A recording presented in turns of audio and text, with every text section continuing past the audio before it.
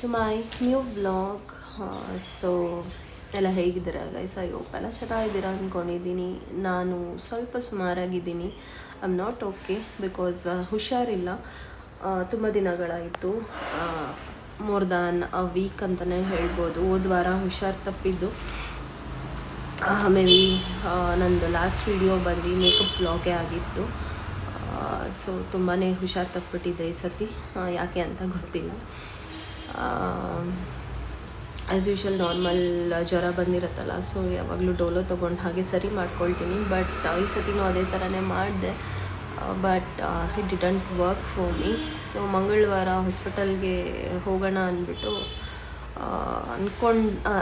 Monday ಅಂದ್ಕೊಂಡೆ actually ಹೋಗೋಣ ಅಂತ. ಹೋಗಿ ನೋಡೇ ಬಿಡೋಣ ಟ್ಯೂಸ್ಡೇಗೆ ಅಂತ ನೆಕ್ಸ್ಟ್ ದಿನಕ್ಕೂ ಹಾಕಿದೆ.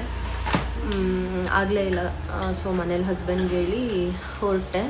ಸೊ ಡಾಕ್ಟರ್ ಬೈದರು, ಯಾಕೆ ಇಷ್ಟು ದಿನ ಬರಲಿಲ್ಲ, ಹೆಲ್ತ್ ಕಡೆ ನೋಡಬೇಕಲ್ಲ ಅಂದ್ಬಿಟ್ಟು.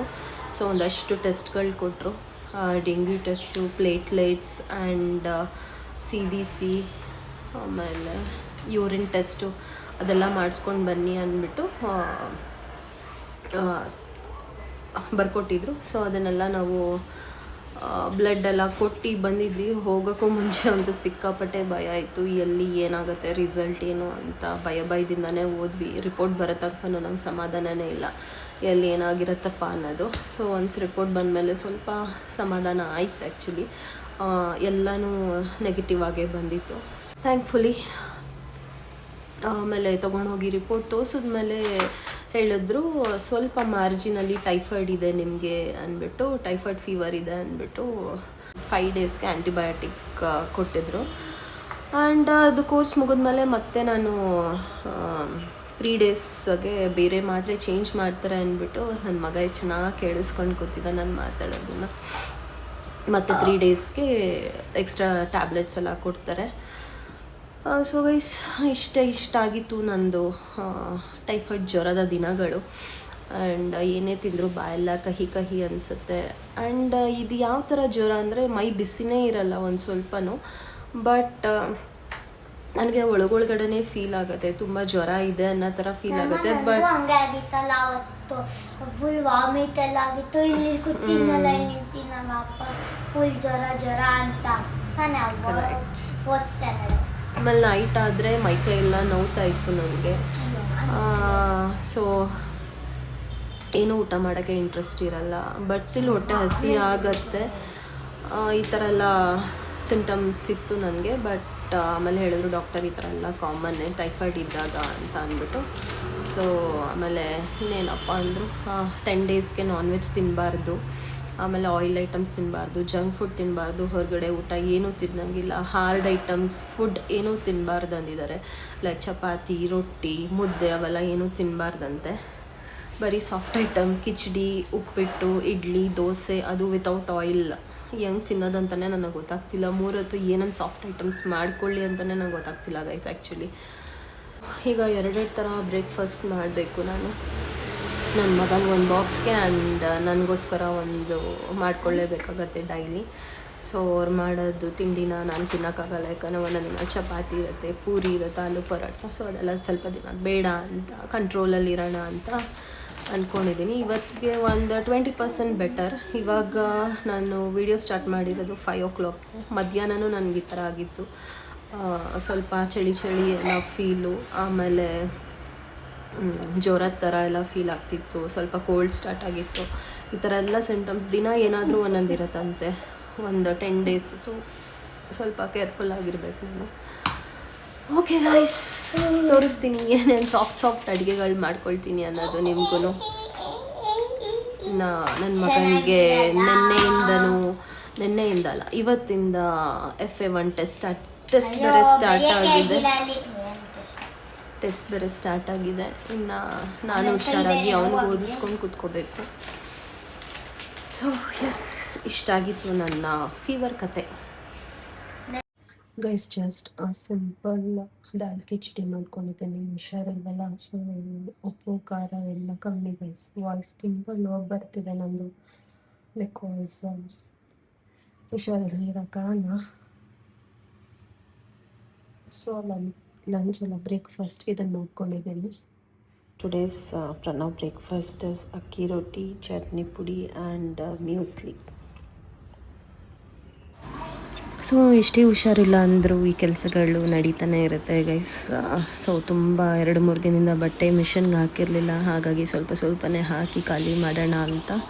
ಸೊ ಬೆಳಗ್ಗೆನೇ ಹಾಕಿದ್ದೆ, ನನ್ನ ಮಗನೆಲ್ಲ ಸ್ಕೂಲಿಗೆ ಕಳಿಸಿ ಸೊ ಈ ಕೆಲಸಗಳು ಮಾಡ್ತಿದ್ದೆ.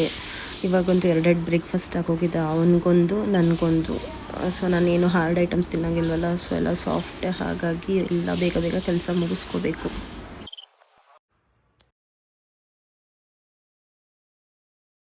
ಸೊ ಗೈಸ್ ಈಗ ಸಂಜೆ ಆಗಿದೆ ಆ್ಯಂಡ್ ನಾಳೆ ಕಂಪ್ಯೂಟರ್ ಟೆಸ್ಟ್ ಇದೆ ಅವನಿಗೆ, ಹಾಗಾಗಿ ಓದ್ಕೊಳ್ತಾ ಇದೆ ನಮ್ಮ ಬೇಬಿ.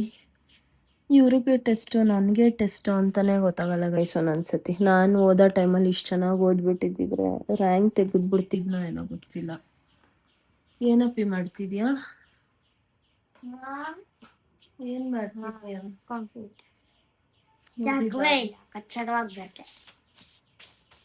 ಏನಾಗಿತ್ತು? ಅಯ್ಯೋ ಯಾಕೆ ಇಷ್ಟೊಂದು ಸ್ಕ್ರಿಬಲ್ ಮಾಡ್ಕೊಂಡು ಬರೀತಿದ್ಯಾ?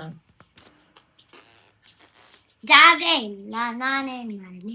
ಸರಿ ಕ್ಲೀನಾಗಿ ಬರೀ ಅಳಿಸ್ಬಿಟ್ಟು. ಏನ್ ತಗೋತಿದ್ಯಾ? ಅಯ್ಯೋ ಪಪ್ಪು ಗೈಸ್, ರಬ್ಬರಲ್ಲಿ ಅಳಿಸು ಅಂದ್ರೆ ಇದು ಯಾವ್ದು ಎಲೆಕ್ಟ್ರಿಕ್ ರಬ್ಬರ್ ತೆಗಿಸ್ಕೊಂಡಿದ್ದಾನೆ. ಎಲ್ಲಿ ತೆಗಿಸ್ಕೊಂಡಿದ್ದು? ಸಿಕ್ಕಿಂಗೆ ಹೋಗಿದ್ವಲ್ಲ, ಅಲ್ಲಿ ತೆಗಿಸ್ಕೊಂಡಿರೋದು. ನೀನೇ ಉಜ್ತಾ ಇದ್ಯಾ? ಅವರು ರಬ್ ಮಾಡಲ್ವಾ? ಆನ್ ಮಾಡಿದ್ರೆ ನೋಡಿ ಗೈಸ್ ಅದೇ ರಬ್ ಆಗತ್ತಂತೆ. ಆನ್ ಅಲ್ಲಿ ಇದೆಯಾ ಈಗ? ಅದೇ ಸೌಂಡ್ ಬರ್ತಾ ಇದೆಯಲ್ಲ, ಹಂಗೆ ಇಟ್ಕೋ. ನೀನೇ ಅಳಿಸ್ತಿದ್ಯಲ್ಲ? ತಿರುಗ್ತಾ ಇರೋದು. ಹೌದು. ಏನಂತ ಕಂಡು ಹಿಡಿದಿದಾರೆ ನೋಡಿ. ನಾವು ಓದುವಾಗ ಇದೆಲ್ಲ ಇಲ್ಲೇ ಇರಲಿಲ್ಲ ಗೈಸ್. ನಾವೇ ಕ್ಲೀನಾಗಿ ನಟರಾಜ ರಬ್ಬರ್ ಇತ್ತು ತಗೊಂಡು ಅಳಿಸ್ಬೇಕಿತ್ತು. ಈಗ ಮಕ್ಳಿಗಂತೂ ಎಲ್ಲ ಫ್ಯಾನ್ಸಿ ಬಂದ್ಬಿಟ್ಟಿದೆ. ಪೆನ್ಸಿಲ್, ಎರೇಸರ್, ಶಾರ್ಪ್ನರ್, ಪೆನ್ನಿಂದ ಹಿಡ್ದು. ಅಯ್ಯೋ ಎಂಥದ್ದು ಫ್ಯಾನು ನೋಡಿ, ಫ್ಯಾನು ಇದೆ, ಸೆಕೆ ಆದರೆ ಗಾಳಿ ಬರ್ಸ್ಕೊಳ್ಳೋದು. ಒಟ್ನಲ್ಲಿ ಹಠ ಮಾಡಿ ತೆಗೆಸ್ಕೊಂಡೆ ಅಲ್ಲ ಪಪ್ಪ ನೀನು ಅವತ್ತು ಪಪ್ಪ ಹತ್ರ. ಕೊಡ್ಸೋಕ್ಕೇನಿಲ್ಲ ಗೈಸ್, ನಮಗೆ ಕೊಡಿಸ್ತೀವಿ, ಬಟ್ ಅವನು ಅದನ್ನ ಕ್ಲೀನಾಗಿ ಬಾಳಿಕೆ ಬರ್ಸ್ಕೊಳ್ಳಲ್ಲ. ಅದಕ್ಕೋಸ್ಕರ ಕೊಡ್ಸಕ್ ಬೇಜಾರು ನಮಗೆ ಅಲ್ಲ ಪಪ್ಪು? ಕೇರ್ಲೆಸ್ ಆಗಿ ಬಿಸಾಕ್ಬಿಟ್ಟಿರ್ತೀಯ. ಇವಾಗ ಕೊಡ್ಸಿರ್ತೀವಲ್ಲ, ಅದನ್ನ ಕ್ಲೀನಾಗಿ ಮೇಂಟೈನ್ ಮಾಡ್ತೀಯಾ? ಸೊ ನಿಂಗೆ ಅದ್ರ ವ್ಯಾಲ್ಯೂ ಗೊತ್ತಾಗ್ಲಿ ಅಂತ ಕೊಡ್ಸಕ್ಕೆ ಹಿಂದೆ ಮುಂದೆ ನೋಡ್ತೀವಿ ಅಷ್ಟೆ.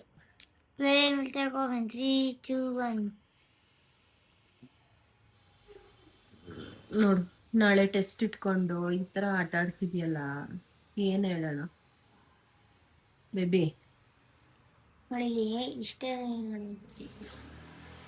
ನೋಡಿ ಗೈಸ್, ಈ ತರ ಆಟ ಸಾಮಾನೆಲ್ಲ ಬೇರೆ ದಿನ ತಗೊಳಲ್ಲ ಆಟ ಆಡಕ್ಕೆ. ಯಾವಾಗ ಟೆಸ್ಟ್ ಅಂತ ಸ್ಟಾರ್ಟ್ ಆಗತ್ತೋ ಅವಾಗ ಹಿಡ್ಕೊಂಡು ಕೂತ್ಕೋತಾನೆ ಆಟ ಸಾಮಾನುಗಳೆಲ್ಲ. ಸಾಕು ಚೀನಿ, ಎದೋಳು ಓದ್ಕೊಂಡ್ಬಿಡು ಅಂತೆ ಬೇಗ ಹೇಳ್ಬಿಡು.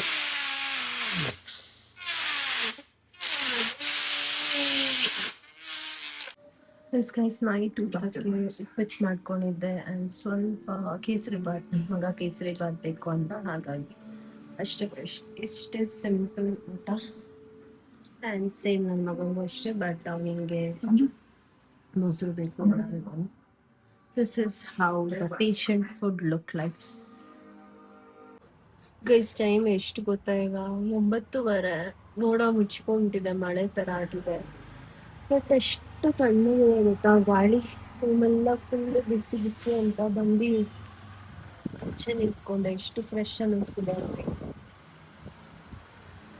ಸೊ ಎಸ್ ಗೈಸ್, ಬ್ಲಾಗ್ನ ಇನ್ನೇನು ಮಾಡ್ತೀನಿ. Thank you so much for watching. See you all in the next vlog. Bye bye guys.